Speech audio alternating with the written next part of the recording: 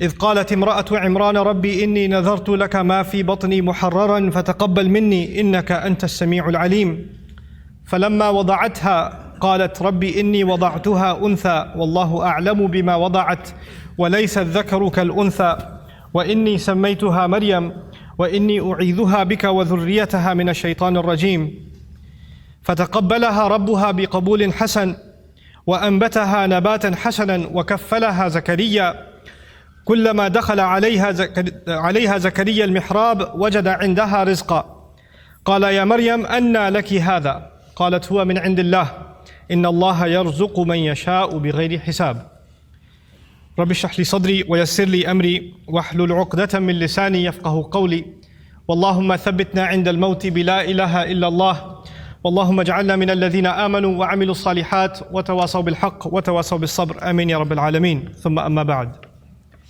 Today's khutbah is dedicated to a very unique individual mentioned repeatedly in the Quran. It's Maryam salamun alayha. And the reason I decided to give a khutbah on some aspects of her life that Allah highlights in the Quran are actually inspired by a question somebody asked me this week. Somebody came to me this week and said that they've had a very close relationship with Allah since childhood, and that they've made dua to Allah from a very early age, praying tahajjud, even when they were a teenager, and whenever they asked Allah for something, Allah provided. This person actually had a pretty tough life. Father passed away at an early age, no brothers, and this woman has lived a pretty lonely life and basically decided to really truly depend on Allah. And so as she grew and developed in her years, she found that Allah miraculously answers her prayers. Every time she asks Allah for something, Allah has never left her prayer unanswered. So she developed this reliance and this closeness with Allah and would always turn back to Allah. She needs something, she goes and prays 2 rak'ahs and she makes dua to Allah. So a really beautiful connection she had with Allah. But where did the question come from? The question came from a fact that more recently she went through quite a series of very unexpected difficulties in life. And she decided that she's going to increase her ibadah to Allah and increase her du'as because her problems have also increased. So you figure the more your problems increase, the more you're going to ask Allah to help you solve your problem. And so she does that, and she prays like she's never prayed before, fasts like she's never fasted before, begs Allah, cries to Allah, sheds tears before Allah like she's never done before, but the problems keep getting worse. They don't get any better. And she starts thinking to herself, maybe Allah is not happy with me, because before I used to pray and everything used to get answered. I've never had this problem before. Every time I had a need, I turned back to Allah and Allah solved my problem. But now I'm making dua after dua after dua, and I continue to beg Allah, and my problems are not getting solved, they're only getting worse. What could possibly be the reason? And in her mind, the reason was, I must have done something wrong. Allah must no longer be answering my prayers because somehow I've been disqualified. I'm not in Allah's good books anymore. The reason I decided to give this khutbah is that this is a very common notion that can creep into somebody's mind. We make dua, every human being makes dua, and we're expecting that Allah Azza wa Jal will give us an answer. We're hoping that Allah will solve our problem. There are 2 kinds of du'as basically, for most of us. The one kind of dua, and I'm talking about the ones we make for ourselves. One kind of dua is we want a problem that we have right now to be solved. We have an issue, we have some circumstance, and we want Allah Azza wa Jal to protect us from falling into a worse problem, to secure the good things that we have, etc. And of course we make dua for our future. We make dua for ourselves, our children, and to take care of things in the future. Ya Allah, things are good right now, Ya Allah, keep them this way. Preserve what we have here. These are the kinds of duas that we make for ourselves. The thing that I wanted to highlight, and I've talked about this in another khutbah, but today's khutbah is slightly different, on a slightly different note, and that's why I chose Maryam salamun alayha. But the first thing I wanted to highlight is a quick reminder to all of you, is that your dua getting answered immediately or not getting answered immediately has nothing to do with whether or not Allah is happy with you. It has nothing to do with that. There's no connection between those 2 things. And even if there was a connection, you will never know. You cannot guess what the reason is. You have the case of Nuh alayhi salam, who was a very loving father. He made da'wah, he invited his people to Islam for 950 years. Can you imagine? You think he made dua for his son? You think he made dua for his wife all those years? Or he didn't care about them? Someone who cares so much about his nation, they spit on him, they insult him, and he goes back to them and makes dua for them 950 years. You think he ignored his own son, his own wife? All those years of dua, and they didn't change. Isn't that the case? Does he blame himself? Yeah, maybe I didn't do something right. Or maybe Allah stopped listening to me. The reason I'm starting with that is people that were much better than we are, much better than we are, they also had similar problems. There are parents in the audience that make dua for their kids. And they see that their children are going away from the religion. They're going down a dark path. And they can't control it. And they're making dua for them. And they're not seeing that their dua is being answered. And now they're getting frustrated. Is there something wrong with me? Why isn't Allah answering? Well, you're not the first one to be put in that position. Our Messenger ﷺ made lots of dua. You don't think he made dua for his uncles? His family? You don't think he considered Abu Lahab when he made dua for guidance? And if he did, despite all of that loving dua, Allah Azza wa Jalla will Himself tell him, إِنَّكَ لَا تَهْدِي مَنْ أَحْبَبْتَ. You don't get to guide who you love. You know, there are people among us, there are children among us who wish their parents or their elders were acting in a more guided way. I've met so many young people whose parents are in a haram, explicitly haram business. And the children, the son and the daughter is trying to tell the father and the mother, please get out of this. We're dependent on you, you're paying my college tuition, you're providing for us, but you're providing for us from haram income. And I'm not in a position to provide for the family right now, but this is wrong. And then they're told you're being disrespectful, you shouldn't talk back to your parents, etc., etc. Now, it's the flip side. It's the children making dua for the guidance of their parents. But things aren't changing. Things are where they were. These frustrating situations happen. And then on top of that are situations like health calamity. Not just family problems, but health calamity. Or you can't find a job, you have money problems. And you're making dua to Allah. You ask yourself, I even did i'tikaf last year. And I kept making dua and I didn't pick my head up from sajda all night long, and still I have this problem. Still it didn't go anywhere. So the first thing I want to remind myself and all of you is that prophets ﷺ, all of them, much before us, Allah mentions their du'as consistently in the Quran. And Allah also mentions their problems consistently in the Quran. You don't think, for example, that Yaqub alayhi salam, the father of 12 sons, made dua for all of his sons? And especially for his son Yusuf, when he lost his son Yusuf, you don't think he made dua for Yusuf's safety, that Yusuf should come back home, that he could look at his beautiful son once again? We know that he cried so much he lost his eyesight. Ibiyaddat aynahu. He lost his eyes over crying over his son. And all of those du'as for so many years go unanswered, and then they eventually get answered. You don't think that the mother of Musa alayhi salam, when she put her baby in the water and the river just takes the basket away, the basket could flip over any time. And how do you know the basket is waterproof? How do you know it's not going to leak? How do you know it's not going to hit a rock and it's done? You're throwing something in a river. It's not a joke, it's a baby in a river. You don't think that mother is making dua to Allah? And notice the difference. In that case, in the case of Musa's mother, she makes dua to Allah, and a few hours later, she's reunited with her son. Just a few hours later. By the time the baby is hungry for the next meal, he's back with his mother. And in the other case, with the case of Yusuf alayhi salam, he was separated from his father. But he wasn't reunited with his father for many years. For many, many years. We are going to go through difficulty in life. And all of our problems are not going to be solved because we made a dua to Allah. Understand the reality of dua. What is the purpose of dua? We often confuse dua with talab. Talab in Arabic means to ask for something, to demand something. Dua means literally to call. That's what it means. Da'awtukum, I called you, I invited you. I cried out to you. This is dua. When we make dua to Allah, sometimes in that dua we are making demands. It's true. We're making requests.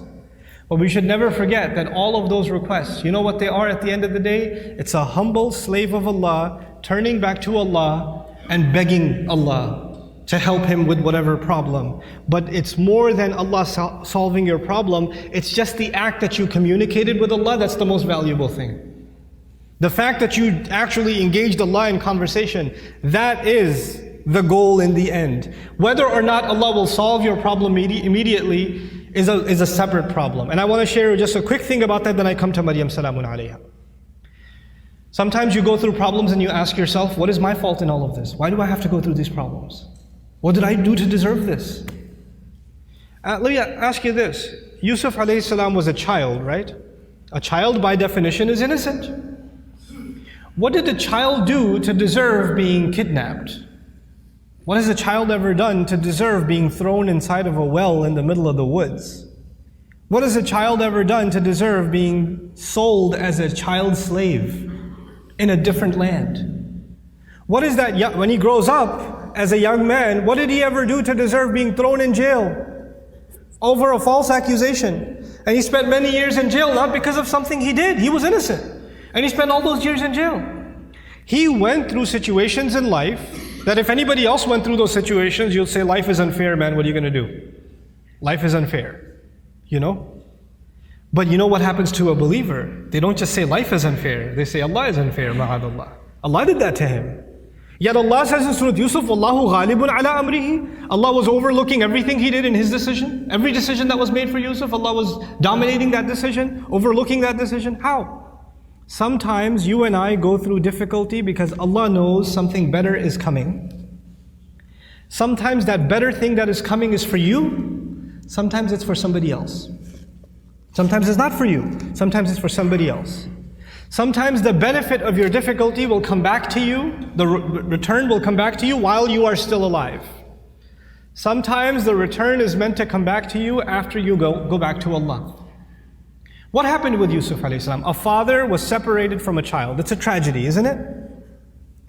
But imagine if he was never kidnapped, he would never be in the well. If he was never in the well, he would never end up in Egypt. If he was never in Egypt, he would have never grown up there and been thrown into prison. If he was never in prison, he would have never met those two guys he met in prison, whose dream he interpreted. If he never met those two people, one of them who got to live and go back to the king, and when the king saw a dream, a strange dream, he would have never said, wait, I know someone who can help interpret your dream. And if that never happened, and you know what that dream was? 7 good years in the country, and 7 years there's not going to be any crop, any produce, any harvest. People are going to starve to death. If Yusuf was not in prison, alayhi salam, and then was taken out to interpret that dream at that time, there would have been an economic, financial, social crisis in the country, and hundreds of thousands of children would have starved to death.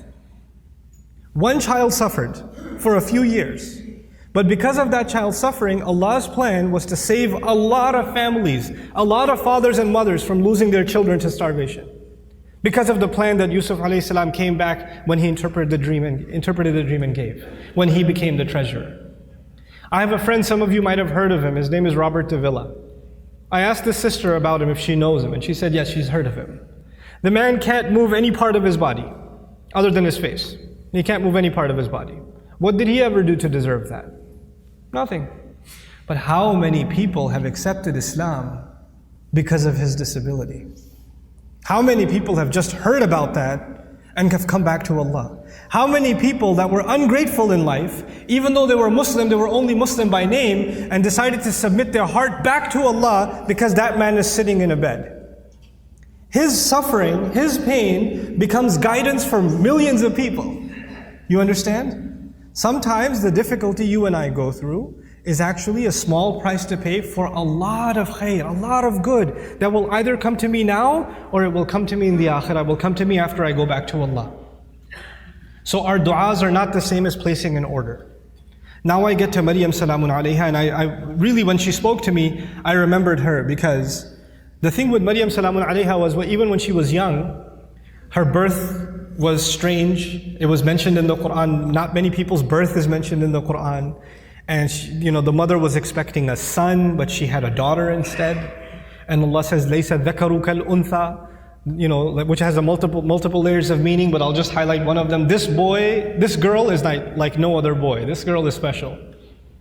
And by the way, please remember those words next time. Any of you, if you're expecting a child, and that you were hoping, and your mother was hoping, and your father was hoping, and your extended cousins were hoping it's going to be a son, and you have a daughter, you remember that Allah didn't highlight the birth of a child like He did the birth of Maryam salamun alayha. It's an honor to have a daughter. It's a gift of Allah to have a daughter. And it's actually the behavior of the mushrikun to be upset that you had a daughter. ظَلَّ وَجْهُهُ مُسْوَدًّا وَهُوَ كَظِيمٌ. His face turns dark and he's depressed. He's swallowing his upset attitude because he had a girl. Girls are a blessing from Allah Azza wa Jalla, an honor. And it's a disrespect not only of the gift of Allah, but of the ayat of the Quran when you're upset that you had a daughter. You should be mindful of that. But that's on a side note. This child is born, she's actually given a special place in what was then the central house of Allah. And Zakaria alayhi salam used to take care of her, and every time he used to come to visit her to make sure she's doing okay, because she was dedicated living in the house of Allah. كُلَّمَا دَخَلَ عَلَيْهَا زَكَرِيَّا الْمِحْرَابِ وَجَدَ عِنْدَهَا رِزْقًا. Every time he'd walk in, he'd see fruits, food in front of her, and he'd say, where did you get these fruits? These fruits don't even grow here. And these fruits aren't even from this season. These fruits grow in the winter, these fruits go in the summer, you have them in off season. Where did you get them from? She would respond, قَالَتْ هُوَ مِنْ عِنْدِ اللَّهِ. These come especially from Allah. These fruits come to me from Allah. Imagine somebody whose du'as are answered in a way that's special delivery from the sky of food for this woman. And so when this sister was telling me her du'as get answered in life, I remembered Maryam salamun alayha and how miraculously Allah would intervene and provide for her even matters like food. Things that we can get up and get ourselves. She didn't even have to get up for that. Very special child, very special woman.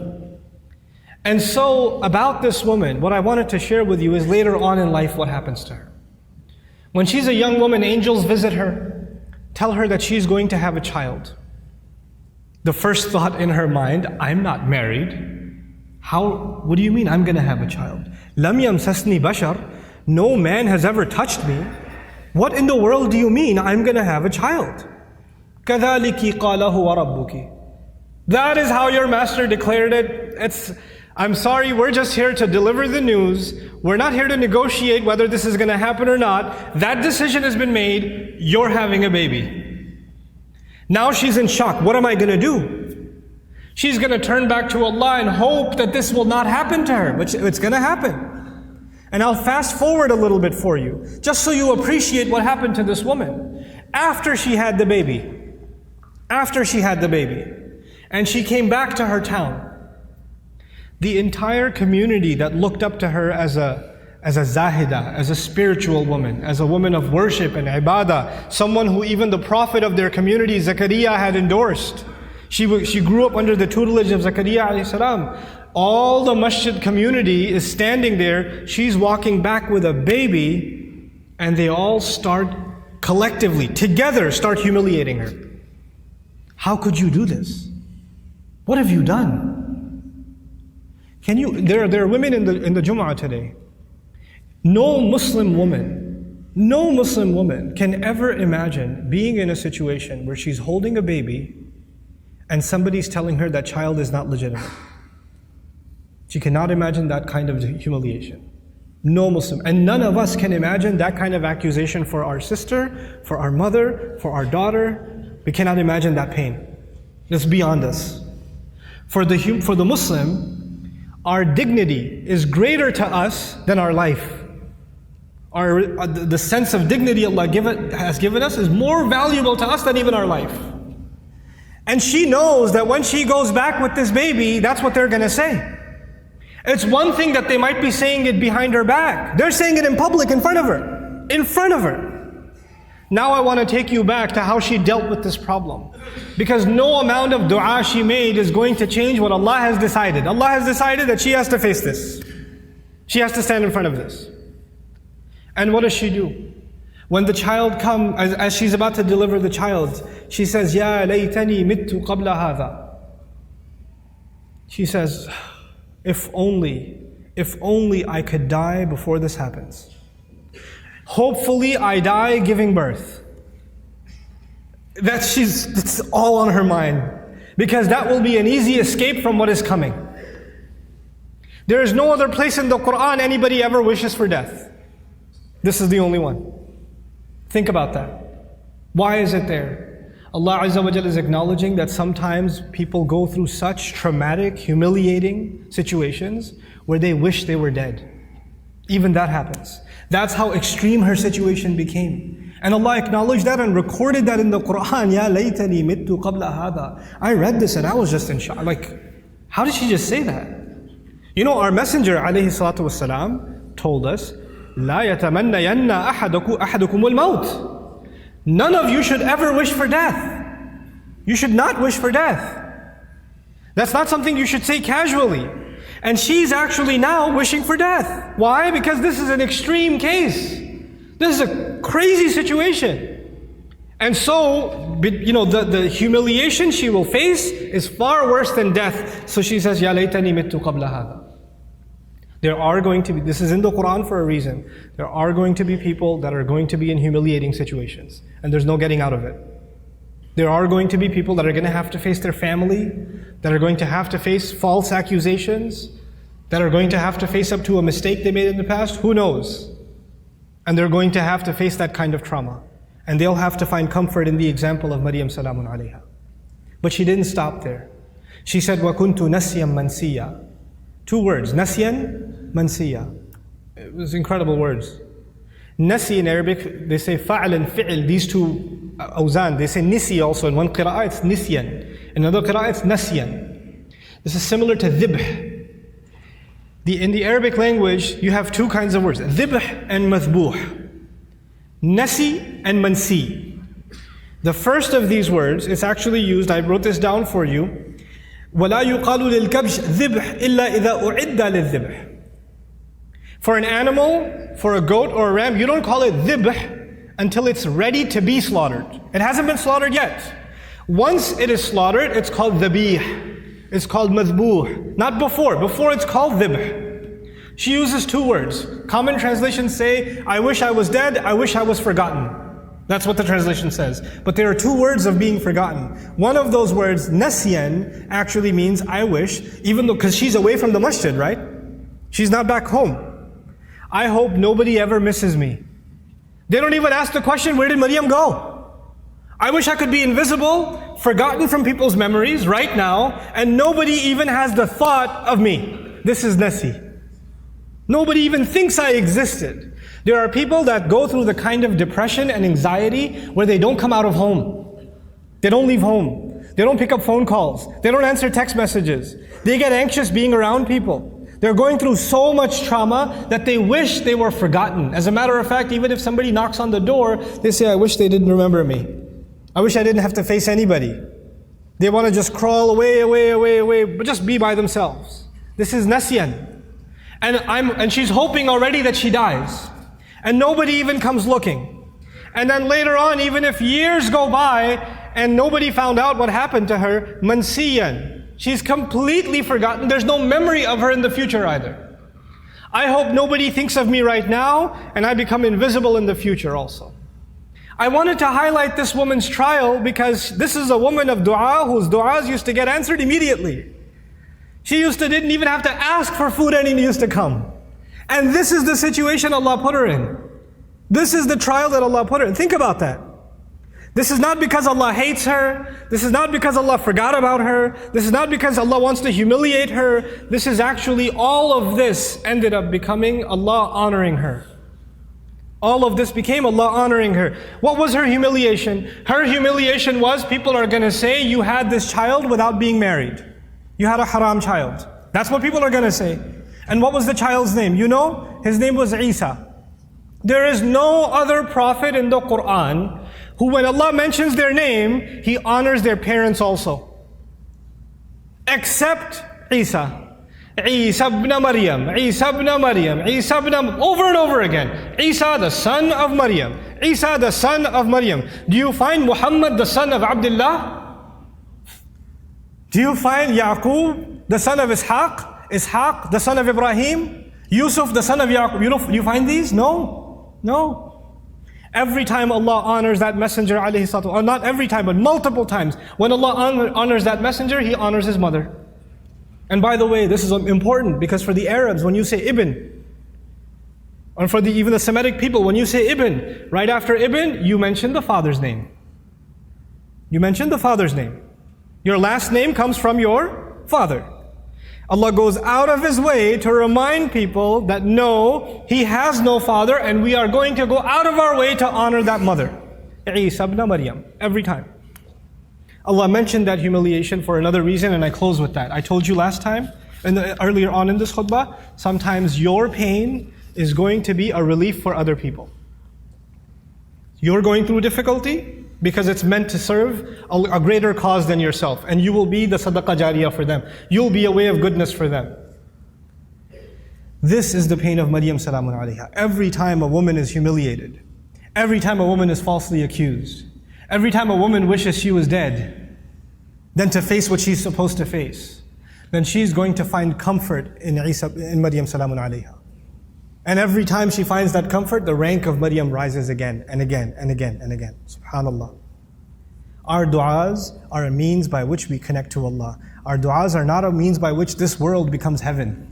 This world is going to be full of trials. People that were much better than we are had difficulty in life. That's okay. لَقَدْ خَلَقْنَا الْإِنسَانَ فِي كَبَدٍ. We created all human beings in toil and labor and struggle. Struggle is a part of life. The purpose of dua is to help you and me deal with those struggles and to never forget that Allah is with us, whether it's hard times or easy times. May Allah Azza wa Jal not make us people that lose faith. May Allah Azza wa Jal honor us and help us remember that no matter how much people try to humiliate you, people try to put you down, people insult you like they did Maryam salamun alayha, Allah still honors you. There's a big difference between what people say about you and what Allah thinks about you. Because if you go by what people said, then Maryam was the most humiliated, insulted person in society. And if you go by what Allah says, she's one of the most honored women in all of human history. So we go by what Allah says. Allah is the one who honored us. وَلَقَدْ كَرَّمْنَا بَنِي آدَمَ. We honored the children of Adam. May Allah Azza wa Jal make us dignified before Allah Azza wa Jal, before He makes us dignified before people. Barakallahu li wa lakum fil Qur'an al-Hakim wa nafa'ani wa iyyakum bil ayati wa dhikr al-Hakim. الحمد لله وكفى والصلاة والسلام على عباده الذين اصطفى خصوصا على أفضلهم وخاتم النبيين محمد الأمين وعلى آله وصحبه أجمعين. يقول الله عز وجل في كتابه الكريم بعد أن أقول أعوذ بالله من الشيطان الرجيم إن الله وملائكته يصلون على النبي يا أيها الذين آمنوا صلوا عليه وسلموا تسليما. اللهم صل على محمد وعلى آل محمد كما صليت على إبراهيم وعلى آل إبراهيم في العالمين إنك حميد مجيد. اللهم بارك على محمد وعلى آل محمد كما باركت على إبراهيم وعلى آل إبراهيم في العالمين إنك حميد مجيد. عباد الله رحمكم الله اتقوا الله إن الله يأمر بالعدل والإحسان وإيتاء ذي القربى وينهى عن الفحشاء والمنكر ولذكر